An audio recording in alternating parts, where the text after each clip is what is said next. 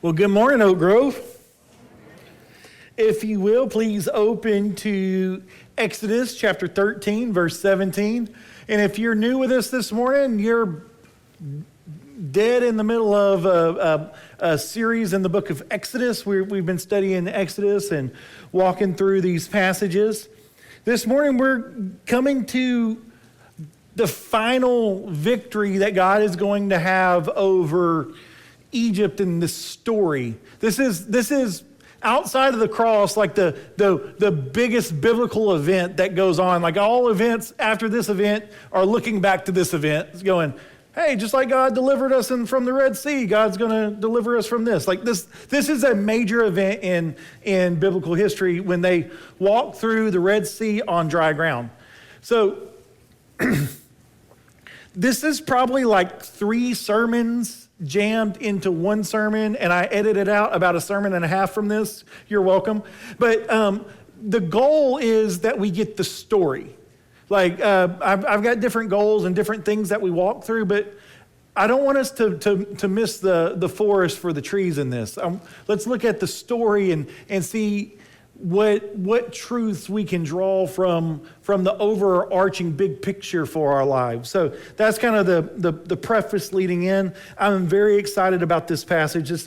I've been waiting to preach crossing the Red Sea from the point of thinking about doing this about a year ago. So I'm ready for this one.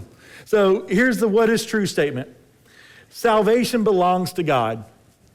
What do we do with that? We are to take the risk and step out in faith, not knowing how God will work.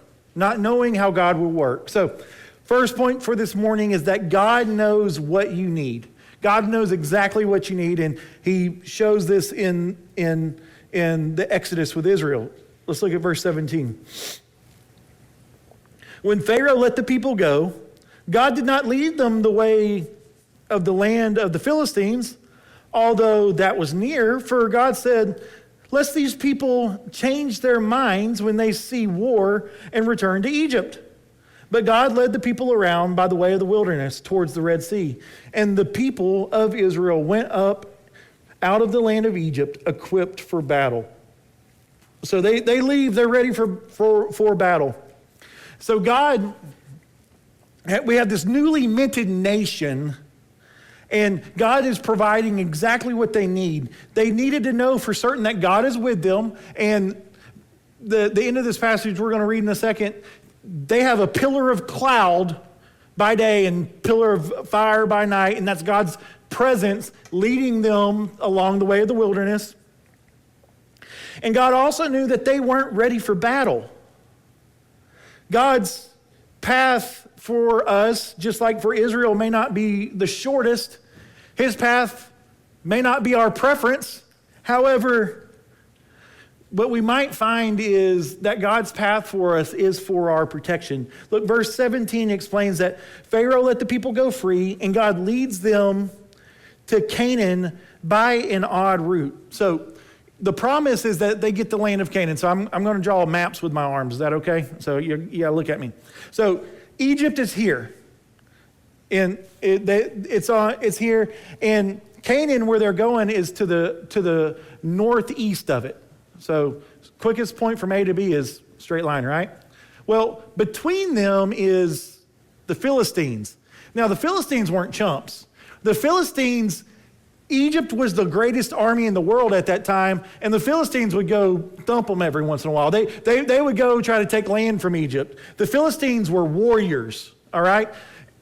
Israel hadn't been at war since the brothers, the 12 sons of Israel raided that city. Like they're not warriors. They've not been in a fight. So God, instead of leading them the straight way, what he does is he takes them down through the desert. And that doesn't make a whole lot of sense to anybody. But God is doing all these things on purpose. Even though it looks like nonsense to Israel, it looks like nonsense to Egypt.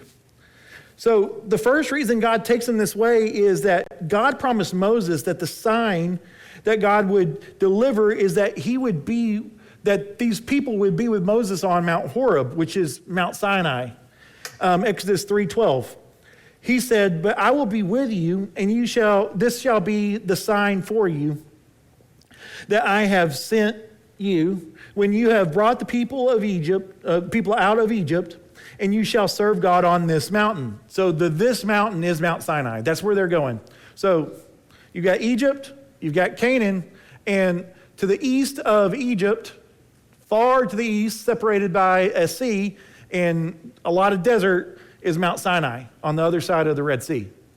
So God is taking them that way. Another reason that they're heading in this direction is God didn't want them to have the conflict with the Philistines because he knew that they would run right back to Egypt. In verse 18, anyone who knows like the topography of the wilderness and them going by way of the Red Sea by way of the wilderness to the Red Sea, it looks like a death march. It makes no sense that they would do this. All right, what do we need to survive? Food and water. The wilderness sounds like, I don't know, like Tennessee, the hills and the mountains. No, this is a desert. Like think Arizona. Like this is a desert, and we know that there's 600,000 men that mention leaving with Moses. And this is going to hurt some people's feelings, but Hebrews aren't super concerned about numbers. So when it has that 600,000, that could be an exact number. A lot of times they're just telling you something by saying a number. That means there's a lot. There's a lot of men who left. But let's take that 600,000, and based on what you believe the size of a family is, because it doesn't mention the women and children that are with them, or like the older folks. We're talking about 600,000 fighting men. That number will balloon to somewhere between 2 and 6 million people. So Moses isn't just walking through the desert with like 40 people. He's got millions of people in tow with no way to feed them or to give them water. Like this looks crazy. And here's the route that God chose for them is his mercy and his shield from war, because he knew that war would destroy their faith and they would run right back from where they came. And he's leading them to this victory that when he sees them, when they see the way that he fights this battle for them, they're going to believe in God. They're going to trust God even greater. When God takes you the long way around in life, often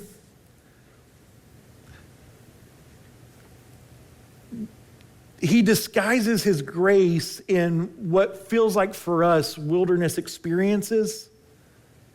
And I think it's a form of grace. And in these hard seasons the routes that we would not pick, trials that we would not choose for ourselves, that is God's grace on us, even though it doesn't feel like that. Because in these moments, what he's doing is he's forming your character. He's teaching you competencies and all these things so that you would fulfill the calling that he has for you. But if you step into that calling and you don't have, maybe you have the character, but you don't have the competencies, well, that's going to fall through.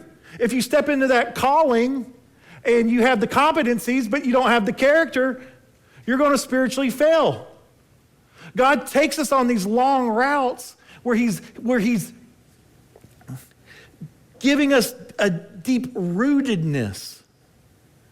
He's building us up to be the Psalm 1 person, the person that meditates on the law both day and night, that we learn to walk with him spiritually, so that when we finally get to that place, whatever season of ministry, of calling, of work that he has for us, we're ready to bear fruit in season. But this is what my prayer for you is, that you wouldn't waste that time in what feels like a wilderness, doom scrolling on your phone because you just want to mentally unplug, or wasting your time watching TV. Certainly have fun, watch a show. But watching the TV or being on the phone or doing whatever hobby it is you have just so you mentally unplug from the place that God has you in. God has you there for a purpose. God is not doing anything by mistake. So in your pain, in your suffering, seek his face and see what he has for you. Exodus 13:21 says this. And he went before them by day in a pillar of cloud to lead them along the way, and by night in a pillar of fire to give them light, that they may travel by day and by night. The pillar of cloud by day and the pillar of fire by night did not depart from the people. So this is the most important, coolest part of this whole story. God is manifesting his presence with them at all times. Everywhere they go, they know they are in fact following God's lead, because all they got to do is look up. If it's by day, there's a cloud. If it's by night, there's a giant pillar of fire. God, we're going God's way. And I read that and it's like, God, that would be so cool to know for you to be leading me around so that I know where I'm supposed to go next.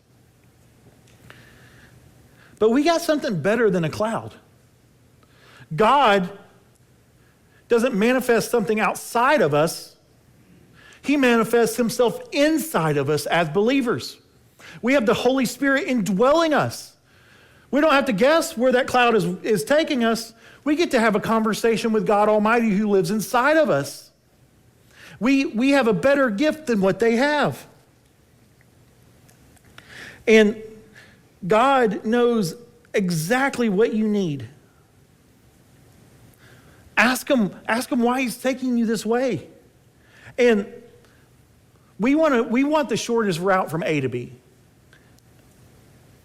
God is protecting Israel, not taking them on the short way. Matter of fact, he's going to take them on a trip that should have took couple of days, 40 years. This is not the path that they would have picked for themselves. When you look at the trajectory of your life, you don't know what Philistines that God's protecting you from, or what battles that you weren't yet ready for, but instead, he's taking you on this long road that you would have never chosen for yourself. And God's goal is not to get you from A to B. Like we want from A to B. We want to be done. I want to be done. I've got no patience. I start here and I go there, and I don't want to mess around with anything in the middle. I hate reading fiction because it gives all the details that are superfluous, that have nothing to do with the story, to get me from the beginning of the chapter to the end of the chapter to know what happened in the middle. Like that's how most of us are. We want to get from here to there, done.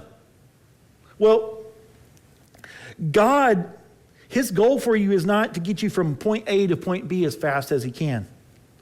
It's that you would learn obedience and trust as you follow him the way that he takes you. God knew exactly what Israel needed, and they needed to see his presence guiding them every moment of the way on the way to the promised land. God knows exactly what we need as believers.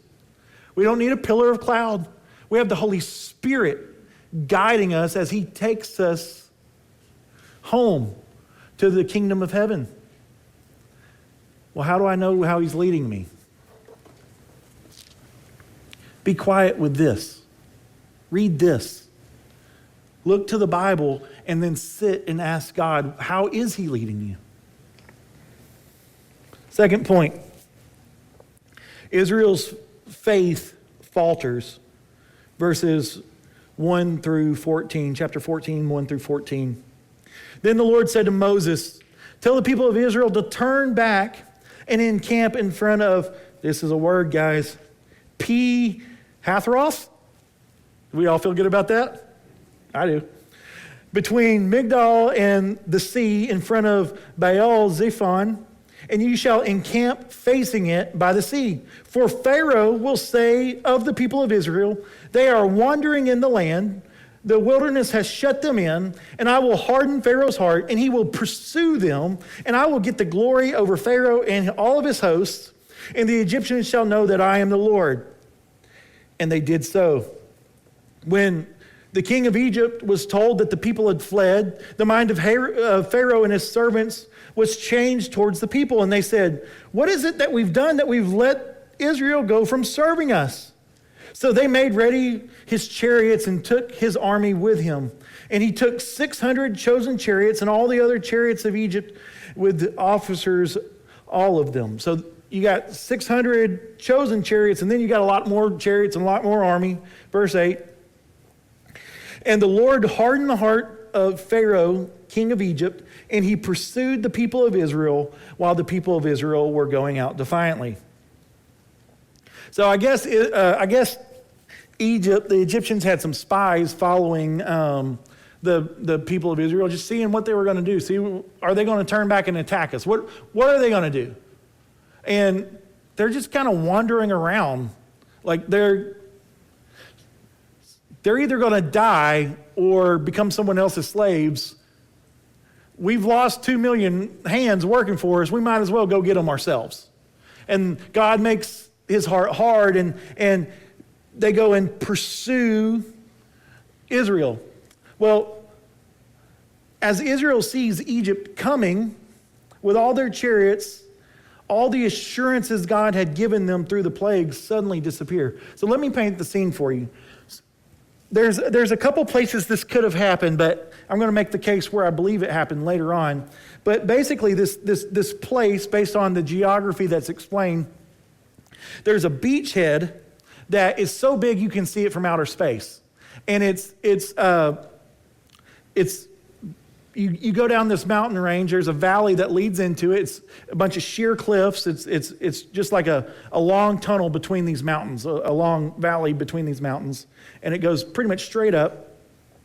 And Israel, they're wandering around, and they come down here, and now they're at this big beach that's big enough for about 8 million people. It's a huge place. And Egypt's like, what are they doing? They're stuck. They can't flee off the beach because it's hemmed in by mountains. They've got the Red Sea at their back. This is easy pickings. Let's go get them. So Egypt is in pursuit. And I'm imagining Israel sees them coming down the corridors of this pass to them. This massive army coming at them. And all that courage that they had, all that joy that they had as they left, holding gold and with their freedom. Look at verse 10. "When Pharaoh drew near, the people of Israel lifted up their eyes, and behold, the Egyptians were marching after them, and they feared greatly. And the people of Israel cried out to the Lord. They said to Moses, is it because there's no graves in Egypt that you've taken us away to die in the wilderness? What have you done to us in bringing us out of Egypt? This is what we said to you in Egypt. Leave us alone that we may serve the Egyptians. For it would have been better for us to serve the Egyptians than to die in the wilderness. And Moses said to the people, fear not, stand firm and see the salvation of the Lord, which he will work for you today. For the Egyptians who you see today, you will never see again. The Lord will fight for you. You only be silent. You only have to be silent. If you're an underliner, I would challenge you to go underline all those times it says serve. So what happened to the joy and the celebration that God had freed them? They quickly turned on God and they quickly turned on Moses, saying that God had brought them out there just to kill them. They go on to say, it would have been better to serve the Egyptians than to die in the wilderness. Remember, we've talked about this word serve all the way throughout the book. For this moment. This is a time of choosing. What did we say serve meant? It's this Hebrew word abad. It is a word that has two meanings meant to be understood together, which is service and worship. To serve and to worship in this way is one thing.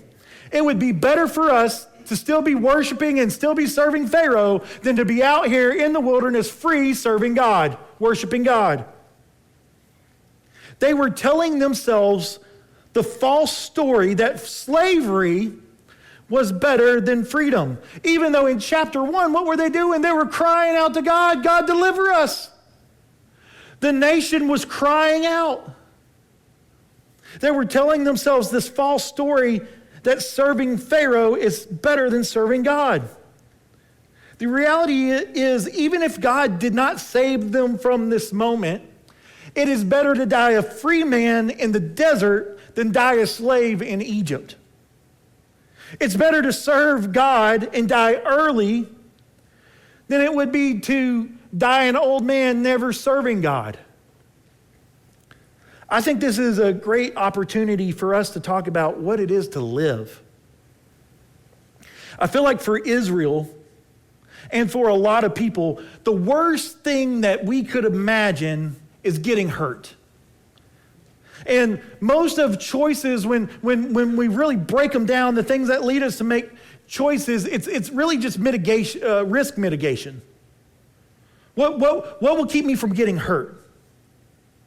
And often we're unwilling to take steps of faith because we might suffer. But the greatest risk in life is not pain. The real risk is wasting your life hiding from potential hurt or disappointments and never stepping out in faith. God has given you this life to follow him and to take steps in faith into situations that he does not promise you what your outcome will be. Yes, following him may not lead to a long life. Following him may not lead for you to a great retirement. But what you will have is a full life because you chose to follow.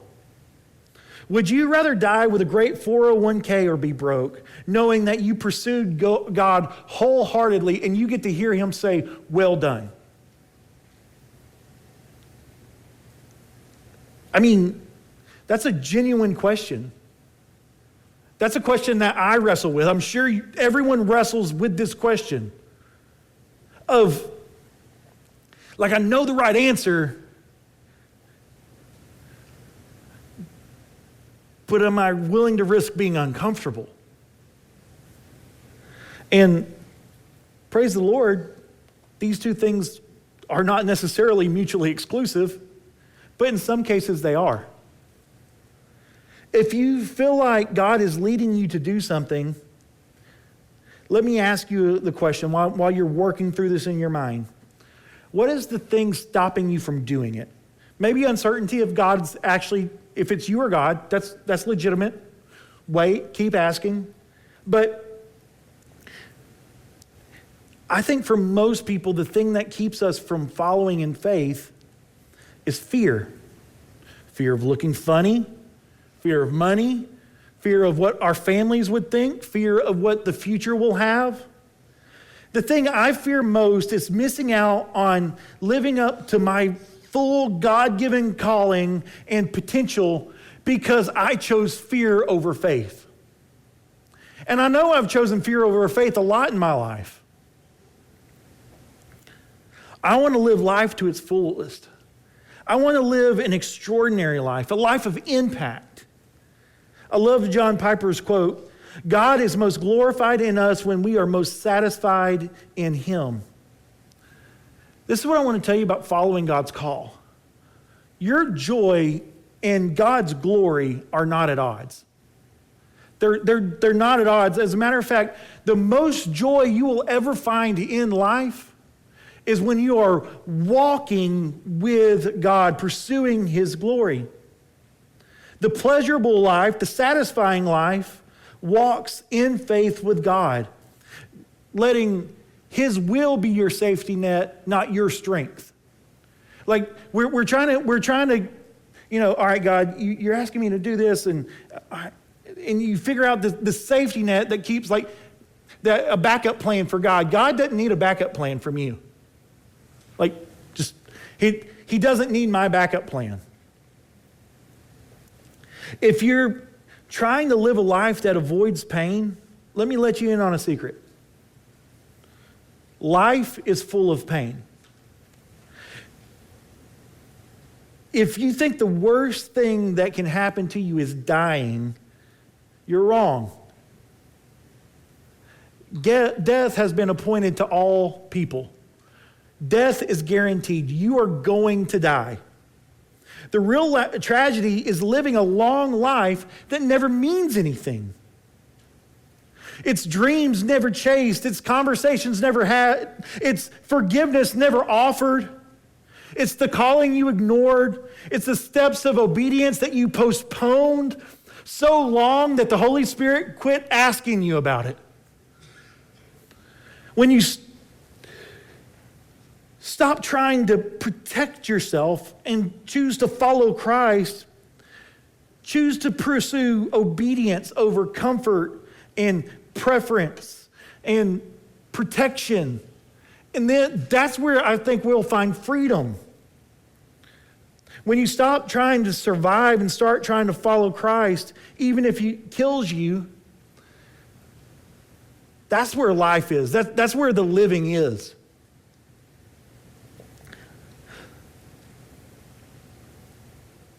Israel, they believed their own lie.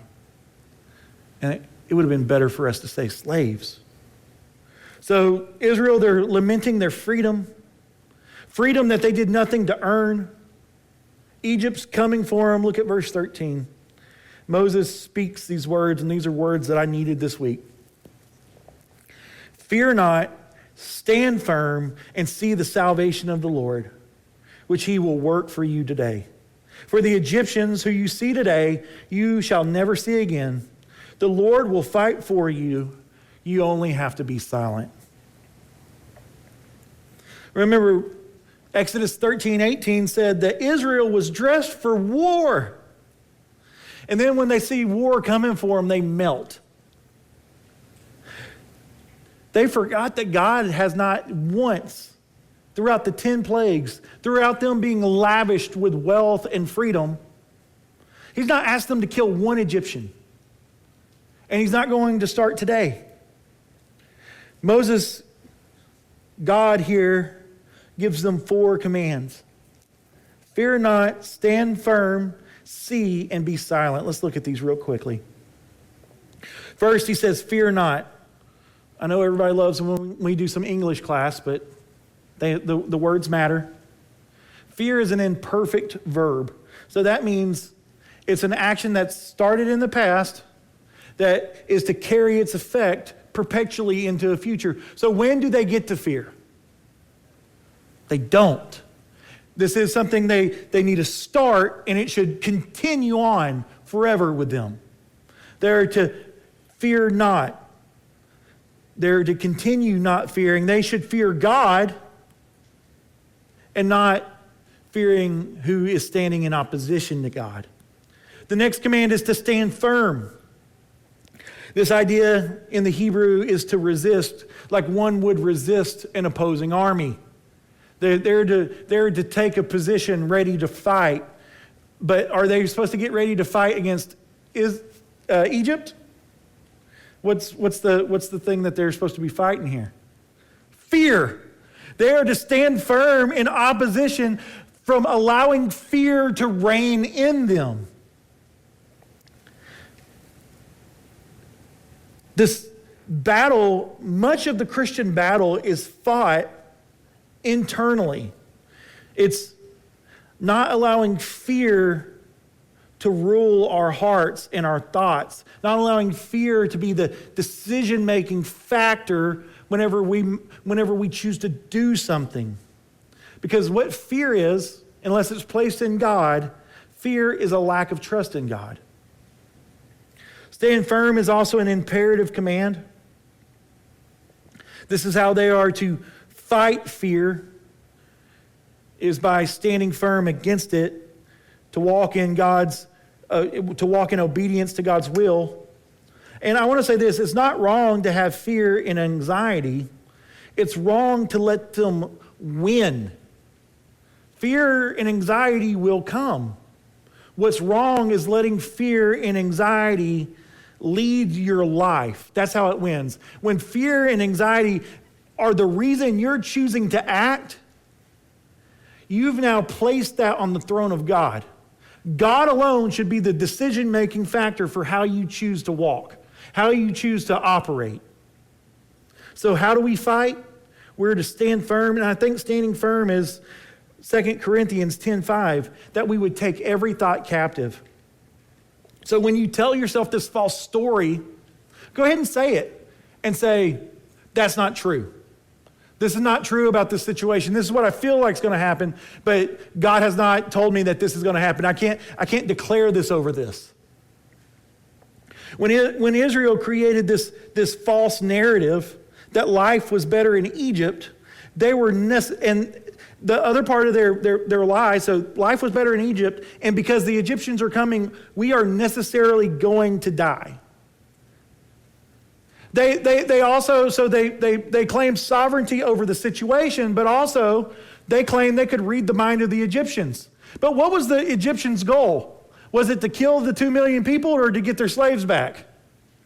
It was to go get their slaves back. They've placed on someone else motives that they had no clue what their motives were. Most of our storytelling, we claim so-and-so's motive is this. That's why this is happening. If you're doing that, you're being foolish because you don't know their hearts. God alone knows the heart. We look at this and we say that they're crazy. But the question is, what stories, what narratives are you telling yourself that are driving your decisions that lead you to not taking steps of faith that God is calling you to take? I mean, let's be real. The reason we don't take steps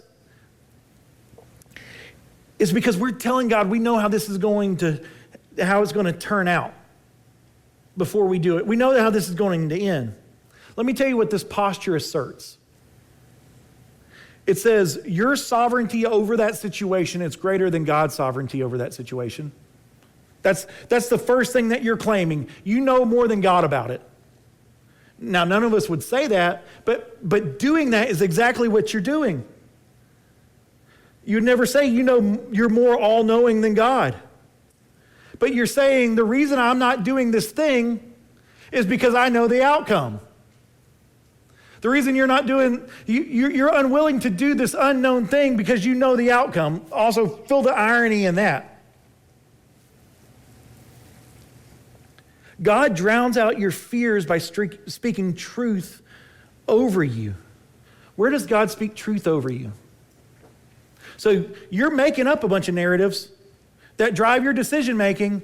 God's given you a narrative that's to drive your decision making. Wake up every day and read these stories and allow God's history to be the driving factor for why you do the things you do, not the stories you tell yourself. Unless, hey, this is what being that Psalm 1 person that meditates on his law both day and night. You know what that means? It means you're telling yourself this story over and over and over until you're acting based on the stories that you're reading. That's bearing fruit in season. Drowned out fear by speaking God's truth over the situation. Moses then commands them to see the salvation of the Lord. This command seems passive, but it's actually an imperative command.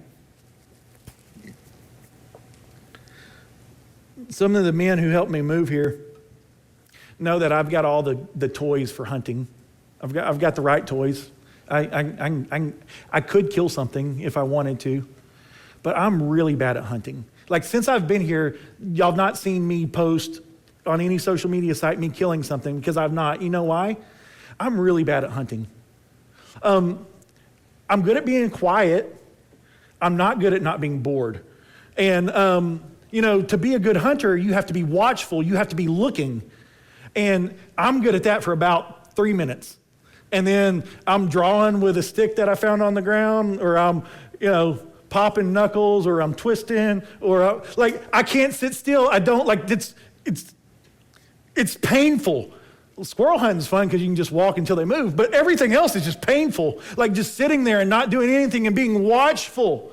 Being watchful is an action. It's not passive because you can be bad at being watchful. I promise you, because I am. We are to be watchful, like Israel was to be they were to be looking for God to act lest they missed it. Now, it'd be really hard to miss God dropping a big pillar of fire and opening up the sea, but they could, I guess. But we're crying out to God for him to deliver us from this and that. And we miss it. God delivers, he shows up and he does the thing and we just walk right past it. And we were all about crying about God, help me, help me, help me, help me, help me. And then God does it and we didn't even notice because we're not hopeful. To be watchful is to be hopeful. I don't really believe I'm going to see a deer. Like, that's why I'm doing other things. That's why I'm flipping a coin. Like, that's why I'm finding other things to do in the deer stand other than looking for the deer. The guy who's a really good hunter, he's hopeful and he's looking out, looking to kill the animal. We pray these prayers and then we're not hopeful for the deliverance that God's actually going to give us. Be watchful. Be thoughtful. Be thinking about like, God, please do X and Y for my mom. Hopefully watch for him to do it, lest you miss it. The final command is to be silent. The Lord will fight for you. You only have to be silent. When we realize that we're in a bad situation, we start rushing around, we start conspiring, we start scheming, trying to figure out how to manipulate the situation so that we can be done with the situation just as quickly as possible, only to find out in some places that there's no way out. Instead of trying to fix every problem yourself, look to the Lord, ask, and wait. This is not a small theme of the Bible. Go home today and just Google, wait on the Lord. See how many times that comes up. This is one of the major themes in the text. How long am I to wait? Hopefully and watchfully. So how long does that take? I don't know. It's kind of like the deer hunting illustration. How long does it take to see one? I don't know. But if you're looking, if you're not looking, you're probably going to miss it. Wait, look to the Lord, and be silent. Ask, seek. Finally, the crossing of the Red Sea. Look at chapter 14, verse 15. The Lord said to Moses, "Why do you cry to me? Tell the people of Israel to go forward. Lift up your staff and stretch out your arms over the sea and divide it, and the people may go through the sea on dry ground. And I will harden the heart of the Egyptians so that they will go in after them, and I will get the glory over Pharaoh and all of his hosts, his chariots and his horsemen. And the Egyptians shall know that I am the Lord when I've gotten glory over Pharaoh and his chariots and his horsemen." Then the angel of the Lord who was going before the hosts of Israel moved and went behind them in a pillar of cloud and moved from before them and stood behind them, coming down between the hosts of Egypt and the hosts of Israel. And there was a cloud of darkness, and it lit up the night without one coming near the other all night. So God, remember I told you they're coming down this corridor between these two mountains in this pass. Israel, they're stuck. Their backs are against the ocean. Or the sea, and there's nowhere to go. And God moves from being over the sea around them and drops His cloud, I believe, right there between that opening where there was nowhere for Him to go. Egypt couldn't just go around. God has them blocked in. And God tells Moses to go to the water and separate your hands, and on both sides it's going to build up on the left and on the right, and the people are going to be able to walk through on a path, but not just a path. It's not going to be a mucky path on dry ground. Verses 21 through 27 describe the scene. And this isn't a quick process. It starts off during the day because we know that it was a cloud, and it goes throughout the night into the next day. That's how long this takes. This is them crossing takes between 12 and 15 hours. Like, I think when we think about the Red Sea, it's like, oh, it's a little bitty lake. Like the Sea of Galilee is a small lake. No, this is massive. From one side to the other, it's 8 to 10 miles at any given point. Like this is a long way from one side to the other of this lake, to the sea. So God separates the waters. Then God baits in the Egyptians. I don't think Israel's all the way out whenever he removes the cloud, because there would be no reason for them to dive into the sea after them. Like, oh, we ought to just go around. I think they can still see them going across this 8-mile path, and they go in, and God baits them in, and God crushes them. He begins to clog their wheels, and he drops the water on them. The walls of water crush them. Look at verse 28. Then the waters returned and covered the chariots and the horsemen and all the hosts of Pharaoh that had followed them into the sea. Not one of them remained. But the people of Israel walked on dry ground through the sea, the waters being a wall to them on the right hand and on the left. Thus the Lord saved Israel that day from the hand of the Egyptians. And Israel saw the Egyptians dead on the seashore. Israel saw the great power that the Lord used against the Egyptians. So the people feared the Lord, and they believed in the Lord and in his servant Moses. Well, there's two things I want you to see here before we conclude. The first thing is that God's tool for deliverance, the water, was also God's tool for destruction. Israel passed through the dry ground. They passed through, they had the baptism of water. They went from one side to the other, from death to life. And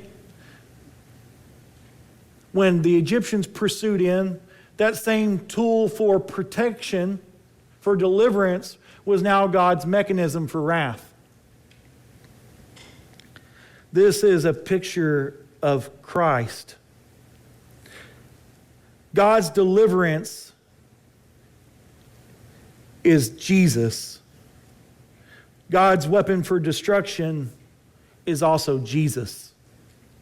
Jesus came to bring everlasting life by laying his life down as a ransom for all who would believe. He's God's tool for deliverance. But the second time, he came the first time to bring peace. The second time he's coming and he's bringing the sword. When Jesus shows back up in Revelation 19, he comes back with a sword protruding from his mouth where he will strike down all the nations. And then, that's not just the destruction. They will stand before his great white throne of judgment where Jesus will judge all men and all women, all the great, the small, the free, the slave. And all who are found in Christ, we get deliverance. And all who don't have faith in Jesus, they're going to find destruction with eternal torment. So here's the call this morning. If you're here and you don't know Christ, believe in Jesus and be saved. Find this good life. Find the everlasting life that starts today. And then when we cross into eternity, it will go forever. But here's the last thing I want to say to you is,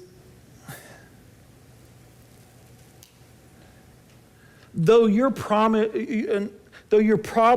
is new to you, your problem is not new to God. God is not caught off guard or taken by surprise when you come into a new bad situation. You know, God led them there. Israel showed up and God wasn't like, or Egypt shows up and God's not like, oh no, what am I going to do? Didn't see this one coming. He knows the end as if it is the beginning. God is both in and outside of time. God wasn't surprised by this new tragedy for Israel. I've got an illustration for this.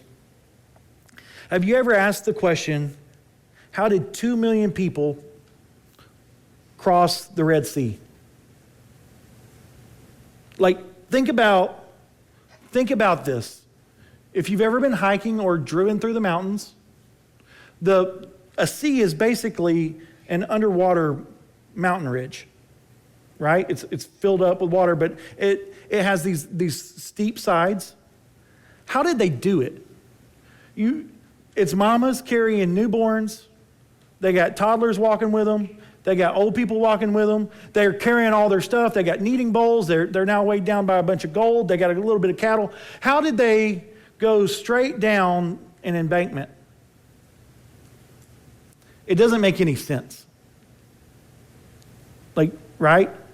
It would have taken a lot longer than 15 hours to climb all the way down one side of a mountain with 2 million people and up another up the other side, because the banks of this thing, it's not like a gradual drop. They're sheer drops. The lowest point of the Red Sea in this peninsula is 5,000 feet. That's about a mile. It's about a mile drop, and it's sheer drops. How do they do it? When you need to come to the Bible and ask good questions, because things make sense. In the Red Sea, there's an area called the Nuembe Land Bridge. This is in your notes if this sparks your interest. And it's an underwater ridge beneath the Gulf of Aqaba, and this is where I believe that they crossed. So it's the Sinai Peninsula. That's the Red Sea looks like it's got, like God's given you the peace symbol. It's the Sinai Peninsula is on this side, and it's kind of towards the top of it. There's a couple of places people think that they could have crossed. This is the only place I think they crossed. I've added a video in your notes that will show you this place. And before, I just want to give the caveat. I gave you the most scholarly representation of it. So this is a very middle-leaning left, and I'm going to say conservative because they're not going all in on look at what God's done.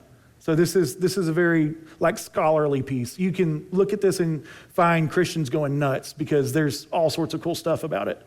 But you're not going to see a lot of the things in this video. But it's this underwater land bridge. You'll see it on the screen. And so everything red is underwater. So you see that big where it says Egypt? That is that's that beach I was telling you about. You can see it from outer space. It's locked in by a mountain range, and it's big enough. God prepared 2 million people there to wait. He made it big enough for them to wait. And then this where it goes underwater, it's a flat plateau that runs all the way across. Now, at its deepest point, it grades down, so it's kind of like a bowl, like the land bridge does like this. At its deepest point is 2,600 feet. So they're walking 5 miles down and out, not just the 6 miles across.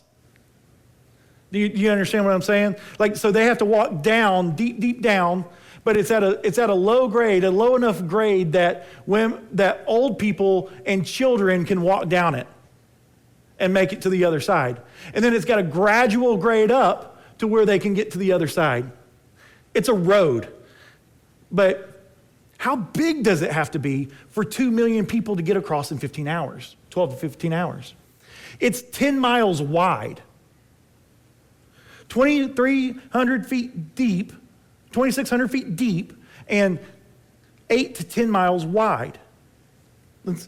I've got a picture for you, another picture.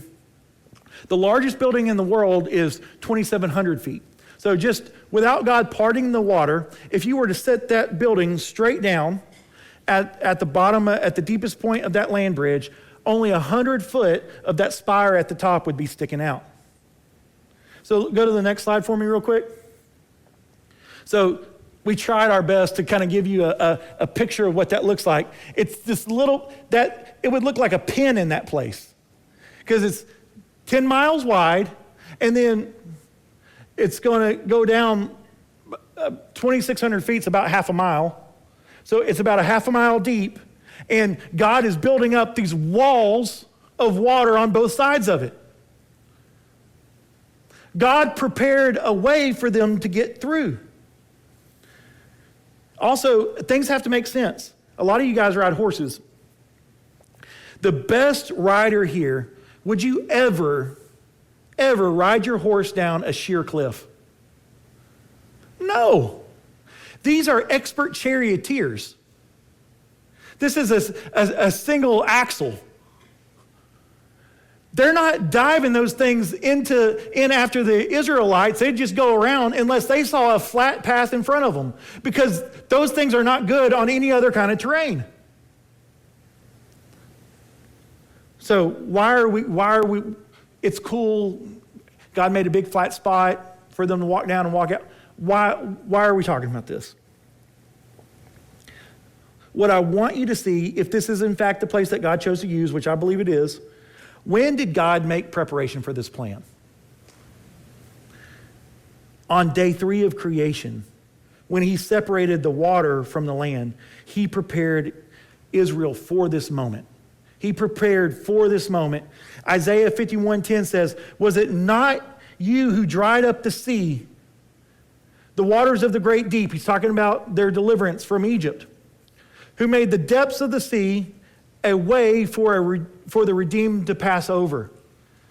He's talking about this road that God had made in the depths of the sea for the people.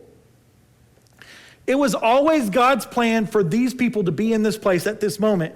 Genesis 15 says it was God's plan to make Israel slaves in Egypt. And then the rest of the book is pushing the story to them becoming slaves in Egypt. Then Exodus 1 opens up. They're now slaves in Egypt, crying out, "God, deliver us." And every event is driving to this moment. When did God prepare his deliverance? Thousands of years before this moment.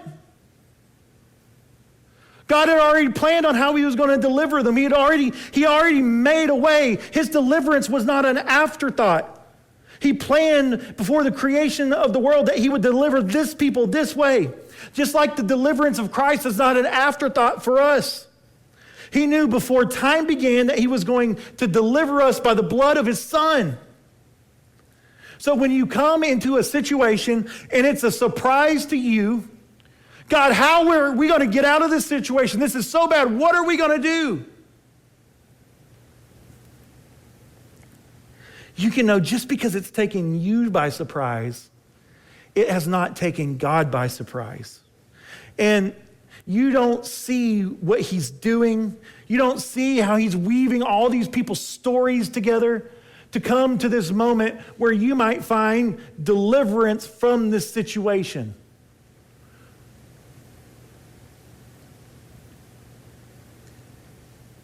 You don't see all the micro decisions that he's leading up to this point. Maybe you need a doctor. God takes some little kid all the way through school to this very specific place where you are, and they're an expert in what you need. Like, God is preparing things that are so far out of our sight that we can't see. You don't know how he's weaving together the story to bring a deliverance. You don't see that underwater landmass that he's just waiting to deliver you with if you would just walk in faith. The Lord will fight for you. You only have to be silent. Let's pray together.